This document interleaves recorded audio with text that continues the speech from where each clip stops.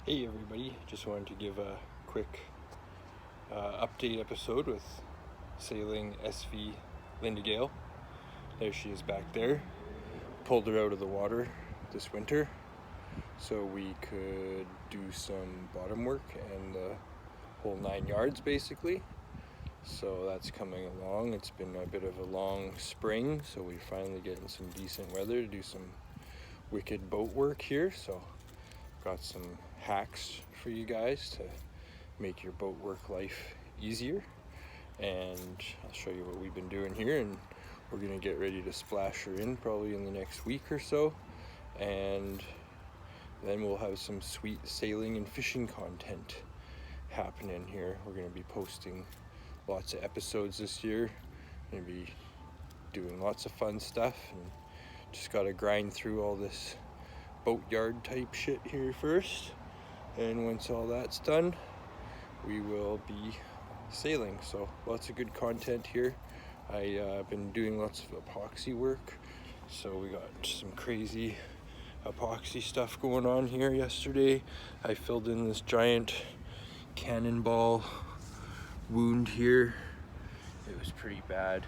Anyways, we put a piece of tape over here, and then we filled this with thickened epoxy all the way up to the top. We left a little spot right there so the air bubbles could come out. So we're just gonna sand that all back and fill in the rest of this gel coat holes here eventually, and get ready for the bottom paint. We got the bottom has all been sanded down, so we're getting ready to do all that. We've done a through haul recently. Got our rudder post here all painted up, ready to go. Quick epoxy and paint, and then we got our through hull here for our swing keel is replaced. So I got the 5200 3M 5200 stuff on there, and it seems to set up nicely. When I first got it, it was like almost like water, but then the rest of the tube cleared up, so I wish I would have squeezed out the first bit first to get it to the thick stuff.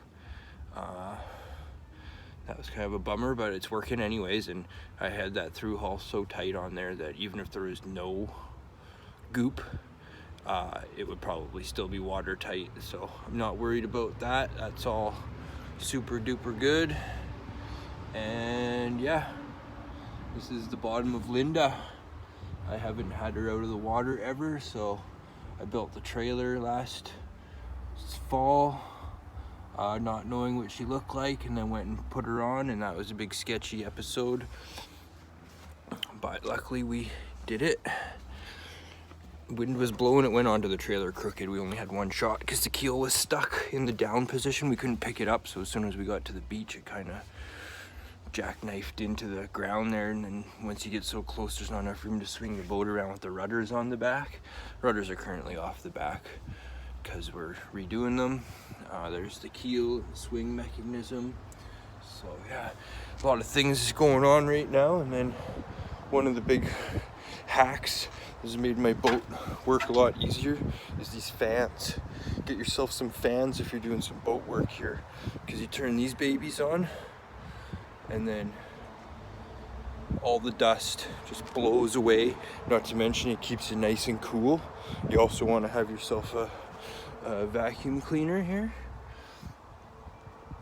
and that's rigged up to a nice long hose for sucking up any kind of grinding with the Dremel or sanding. And then the exit of the vacuum cleaner actually goes to a bucket of water here, so all the dust that passes through the vacuum cleaner goes into a bucket of water and splashes around and takes out a lot of particulates. And so those are the two major boat hacks. Disposable gloves, obviously. Nice big air compressor is good. This one isn't very big, but I got a 30-pound pig tank underneath, so it pumps up and then I get some good working time out of it. But it was a $40 deal. It's been working good. You want to get yourself one of these nice air sanders here. yourself one of those guys. It's a dual action. Definitely want the dual action. And then here are the rudders and the transom. So we got them. First coat of paint's on, the epoxy went on. And epoxy, and then one coat of paint, another coat of paint today. Gonna get that all done up. And here's the paint here. I'm using this here stuff. It's the Bullseye 123. It came with the boat. It's probably like 3 or 4 years old. It's still good, so just gonna use it because we're on a budget here. But here's this is a cool paint stirring shot for you guys. So you can't see it. Oh, drill battery's dead. Sorry, we won't get that shot this time around. But I already stirred the paint anyways. I just thought it would look cool. And what else is going on here? Yeah, so that's a quick update video. Get you guys up to speed. See what kind of boat work stuff is going on here. You can see Linda up here.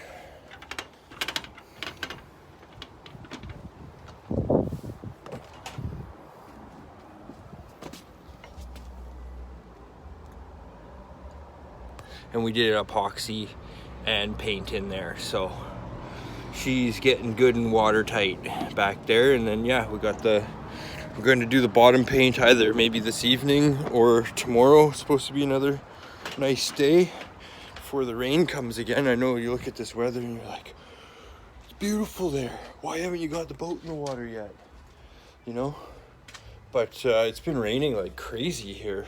So this is actually one of the few nice days that guy can actually get this kind of work done. I've been doing lots of gel coating and stuff too. So we got all the goodies here. We got the West Systems epoxy resin. We got the hardener for it. We got the scale here. Measure out all of our stuff. Very accurate way of measuring. This is a good hack too, because when you're trying to do 5-to-1 mix ratios, it's really hard with those scale cups. They're expensive and you kind of only use them one time and then throw them away. So what I've been using is water bottles. You cut the top off the water bottle and it fits perfectly right there on the scale. And then you zero out your scale and then boom, I pour in 50 grams of resin and then 10 grams of hardener. And then I got a little coat hanger bent on the drill, and you just want to stir that super slow because you don't want to get air bubbles. If you stir that epoxy, you can even stir it by hand and still put air bubbles into it. So I actually recommend using a drill on low range with a little bent coat hanger, a little foot on it, and then just stir it really, really slow, because it's once you get air bubbles in it, you have to run over it with a torch to pop them all. And whatever, it's just good practice anyways. I find it kind of made the epoxy really settle out nice too if you do hit it with the torch quickly, but I forgot to a couple of times. And then the Marine 5200, this is what we're using. Hopefully it's as good as everybody says, because I've been putting it on all my through hauls. So I only bedded one through haul for the swing keel cable, but the other through hauls were not in bad shape. So what I did was just cleaned up around them best I could, wiped them off with some turpentine, and then put some 3M epoxy on those.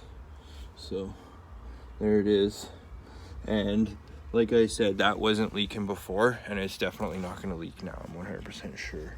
So, and then that's also going to get a coat of bottom paint. So the bottom paint shall seal everything up. And we got, I don't know, just some run-of-the-mill paint from our local boat store. And this is the Interlux fiberglass bottom paint, anti-fouling. So we'll see what that performs like. We're gonna get it on there soon. And we got lots of brushes and stuff. We've been going to the dollar store to get all of our brushes and paint trays and everything. And everything is just so cheap there. So you get a 5-pack of brushes for $2. That's the other hack, is buy your brushes at the dollar store, not at Home Depot, because Home Depot will charge you $2 for a cheap little brush, but you can go to the dollar store and get a pack of 5 brushes. Pack of 5 brushes for $2. Home Depot was charging me $2 for one 2-inch brush that was made out of wood or whatever, so I don't care if it's made out of wood or not, but these actually don't seem to lose a lot of bristles.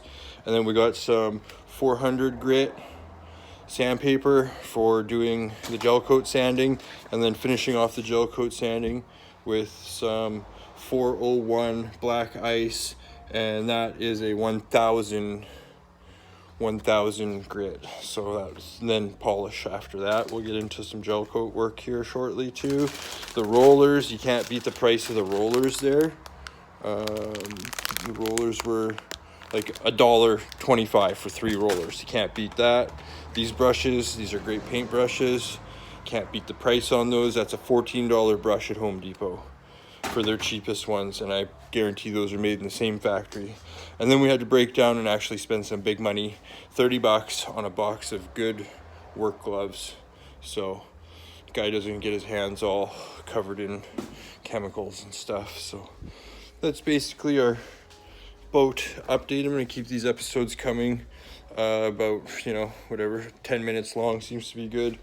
I'm drank a lot of coffee this morning, so just getting going on the boat project here gives me good motivation making these episodes, and helps me line everything up that I'm going to do this day.